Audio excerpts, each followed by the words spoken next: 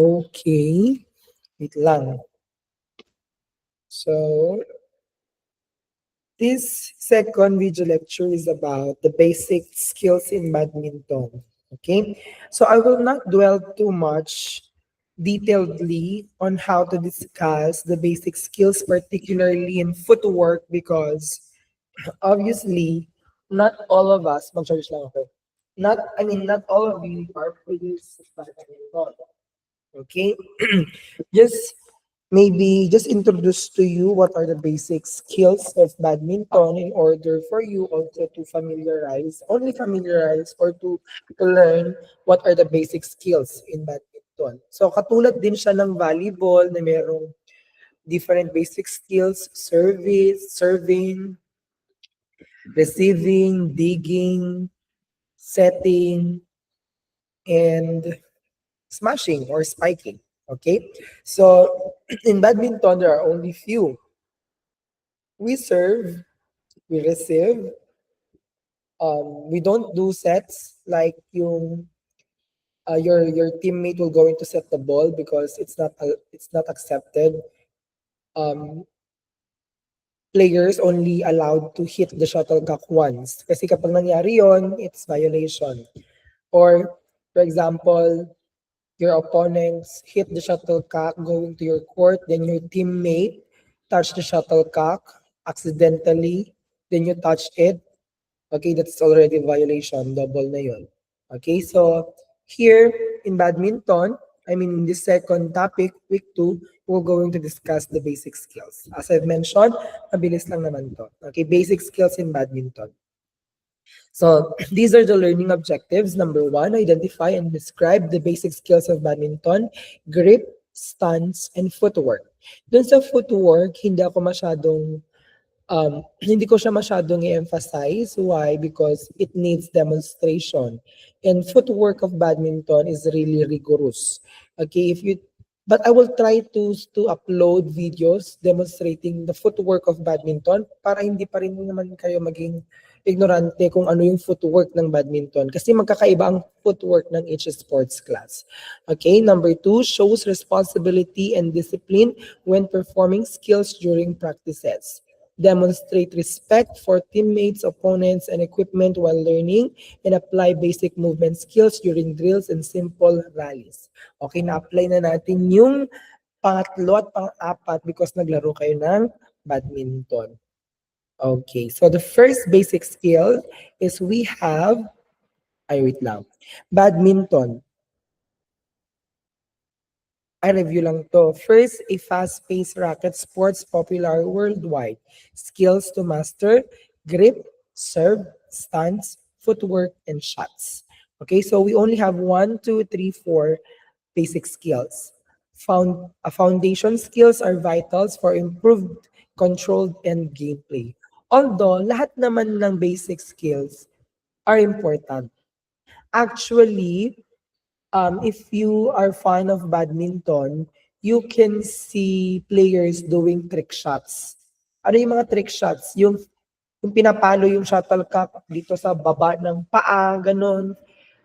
Pag medyo torpedo yung positions nila, basta para sila nag-exhibition, like, they're doing extra movement sa loob ng court. But, as a player, as a coach, I always go back to basic because basics are essentials. And to be honest, or to be tawag nito, wala pa akong na-encounter na international players sa badminton doing trick shot during a competition because they always go back to basic because that is the basic eh. Okay, that is the most essential, the easiest way, the most appropriate way to hit the shuttlecocks. So hindi sila fun. Wala pa ako na-encounter na international player that gumagamit ng trick shots sa badminton. They always go back to basics. So katulad ng ibang sport, kailangan mo munang i-master yung basic in order to develop your playmaking. Okay? So, hindi ka pwedeng smash lang. Kailangan mong alamin lahat para masuportahan mo rin yung sarili mo during a competition. Okay, first is we have the grip. So there are two types of grip in badminton. We have the forehand grip. Okay, so hold the racket as if you're shaking with someone hands. Your thumbs and index finger form a V shape around the handle. The grip is relaxed, allowing wrist flexibility, and it's mostly used for forehand overhead shots such as clear, smash, and drop. Okay, that is true. So yung forehand grip class, para siyang, for example, ito yung what do you call this one? This is the handle. So para siyang nag-shake hand. Okay, ganun lang siya. And it should be relaxed. Dapat hindi siya tight. Kasi in badminton, wrist action is very important. Because kapag tight yan, you don't have the power and the flexibility to navigate or to control the shuttlecock kung saan mo siya gustong dalhin. So as much as possible, imagine that the racket, how you hold the racket, is the extension of your arm. So kailangan loose lang to. Actually, one of our warm-up is to do this. Ito. Okay? To do this. Why? Because we need to have a loose wrist. So wag masyadong mahigpit ang hawak sa forehand grip. Okay? Next one is next one we have the backhand grip. So kung sa forehand, we have this kind of grip. Okay, yung letter V. Sa backhand, your thumb needs to put here. Okay? Backhand grip. So ang itsura niya, ganito naman siya. Oh, parang ganito. Kung ang forehand ganito, ang backhand is ganito. Okay, so rotate the racket handle so that your thumbs sets or rest flat against the wider side of the handle. This grip gives extra support and power for backhand shots. By pushing with the thumb, the grip is still relaxed but more stable for backhand stroke. Okay, backhand grip is usually used for your backhand arm. Bakit? Saan ba ang, for example, kung forehand ka kasi, okay, ito yung gamit mo. Okay, ito yung gamit mong kamay, right hand. Now, there are strategies of players that since backhand grip is since forehand grip is nandito sa right side mo, and you can easily hit the shuttlecock here because andito yung kamay mo. Some players' strategy is to put the shuttlecock on your left side. Okay? So, ang kailangan mong gawin is lumikod para tamaan yung shuttlecock. Okay? And the grip for that is the backhand grip. Because backhand grip, your thumb will serve a support and power to exert power in hitting the shuttlecock. Kasi kapag forehand ang ginamit mo dito, hindi siya applicable. You can hit the shuttlecock, but comparing the power that using the backhand to forehand in a backhand shot is not that powerful. Okay? Me as a player, I don't have backhand. That is my weaknesses. Ang pag-execute ng backhand. I can do backhand shots, but not like how other players do it. Okay? So I prefer always doing the forehand. Iikot ko yan sa ulo ko para lang matamaan yung shuttlecock. Okay? But again, basic is very important. So if your trainer, if your coach wants you to train backhand grip and he or she taught you the proper way on how to execute it, you need to do it. Okay? Next is the serve. Okay, so there are three types of serve. Okay, we have the short serve.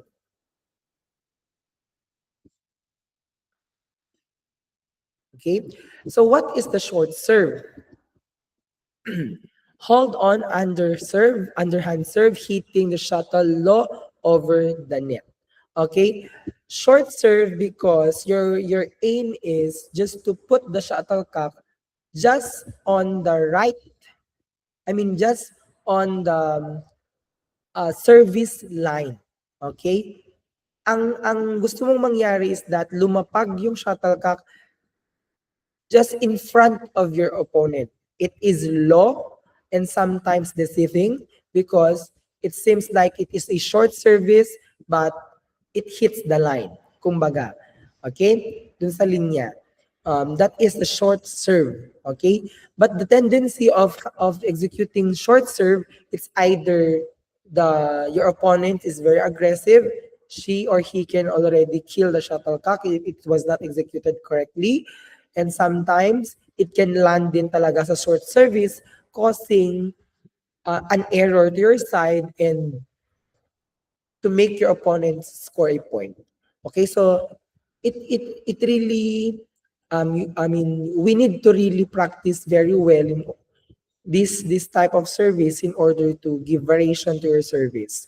So it's not enough din kasi na alam mo lang yung short service. You need to know how to vary your service because a good server in badminton also will really make or will really give difficult time for your opponent to guess anong service kaya ang gagawin nito. Okay, kasi ang objective ko sa mga player ko is that service pa lang, set na dapat yun. Kailangan mo nang patayin ka agad once na naibalik niya ng hindi maganda, kailangan mong barurutin ka agad yun. Kailangan mong patayin ka agad yung shuttlecock. Okay? So that is the short serve. Next one is high serve. Okay, ito naman yung in badminton, you can do this and you can do this as a form of service. Aim deep to the back of the opponent's court in singles. Usually, sa singles kasi since wala tayong long service, singles players usually oftenly use this high badminton service. So kung andito yung server, this mark here, you need to exert power, a very high service going the shuttlecock or sending the shuttlecock from here in this 1 or 2 spot. Okay? Why? Because your opponents will needs to run in this part of the court para lang tamaan yung shuttlecock. And the yung taas ng shuttlecock, it will give you the time to position yourself to ready to receive the hit of your opponents. Okay? So, usually ginagamit lang to sa singles kasi merong tendency kapag sa doubles kasi umabot ito sa back line and it is considered violation. Okay? Next one is the flick serve. Okay? This is a very tricky service. Okay? So, the preparation is like the underhand serve. Okay, like the position is akala mo is a short service, then your opponent is ready to attack or to hit the shuttlecock, then bigla mong nilagay doon sa dulo. Doon just right or just doon mismo sa likod nung kalaban mo. Yung pasugod siya pero nilagay mo doon sa likod niya, that is what we call flick serve. Kaya nga sabi ko, it is very important to know different type of service because it also gives you the characteristic of being decisive, making your opponent to guess what type of service you will going to use. Okay, so quick wrist flick to surprise the opponents with speed. Okay, yung nakaabang siya, natatamaan niya, papatayin niya dapat yung shuttlecock. Tapos when you give the shuttlecock and your opponent's, the receiver moves forward, then suddenly the shuttlecock pumunta, flick mo pala, nilagay mo pala sa likod niya. Okay, yung ano nang tawag dun? Yung contra motion, yung pasugod siya, pero yung shuttlecock is nandun sa likod niya. Okay, that is flick service. Okay. Next one is we have the stance. Stance in badminton is very, very important. Okay? Always demonstrate this type of stance. Okay? The straddle. Feet apart. Okay? In order to move backward quickly, right and left. Move forward, right and left, and side to side. Okay, basic stance, feet, shoulders with apart, with knees slightly bent. That is what we call the straddle position in badminton. Movement ready, prepared to quickly move in all directions. As I've mentioned, by demonstrating this kind of stance, you can just move backward easily, right and left, move side to side easily, right and left again, then move forward easily, right and left again. Okay, in badminton, it is a fast-paced sports, so you need to move very quickly. Court coverage, effective stance improves overall control and balance. Then lastly, we have the footwork. Now, I cannot discuss this one in this kind of manner. Why? Because you need an illustration. Pag sinabi kong quick light step, you will not understand that one. Shuttle run, also you don't need to you can't understand that one. Pattern for shots, also. Okay, so but just to have um a little bit what do you call this one? Um, Try to imagine how badminton is being played is that the lower extremities of badminton players should be strong. Okay? Kailangan mong maging mabilis. Kailangan mong maging mabilis, maging agile. Your muscles under your lower extremities should have enough endurance. Because imagine all the footwork that we are doing in badminton, yung takbo, yung talon, okay? Kapag hindi enough yung endurance ng paa mo, you can experience cramps. And I've witnessed players that they have the potential really to win a set or to win even the match. But because of cramps, they surrendered. Okay? Kaya nga, as much as possible, during the training, bugbugin mo na yung players mo ng drills in footwork, making the muscles of their lower extremities familiar with that kind of stress, with that kind of fatigue, with the kind of that tiredness. So para maging used to it at hindi maging normal yung pag-experience nila ng cramps.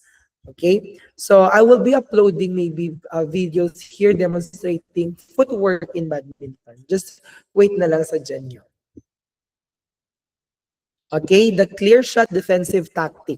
Pag sinabi nating high clear in badminton class, you just want to hit the shuttlecock ng pataas sa kalaban. Hindi mo siya papatayin.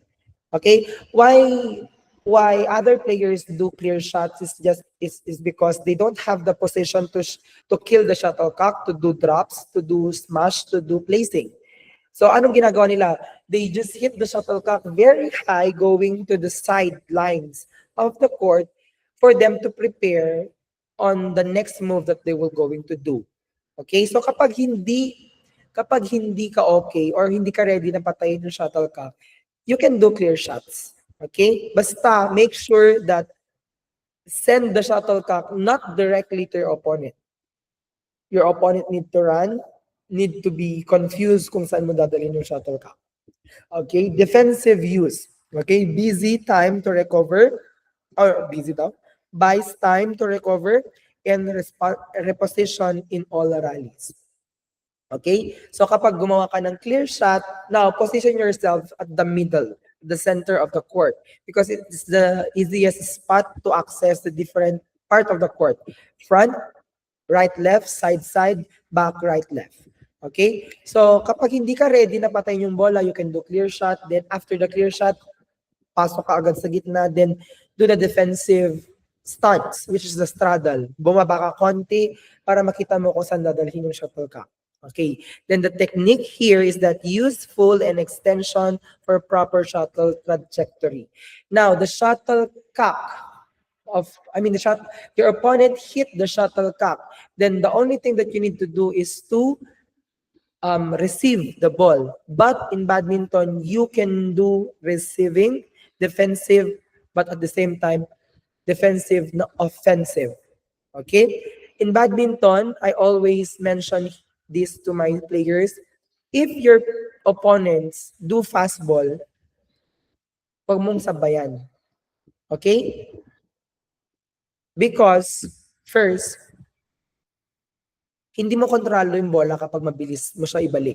So, before hitting the shuttlecock, see the court of your opponent, then decide where is the most spot in your opponent's court, making your opponents difficult to receive the ball.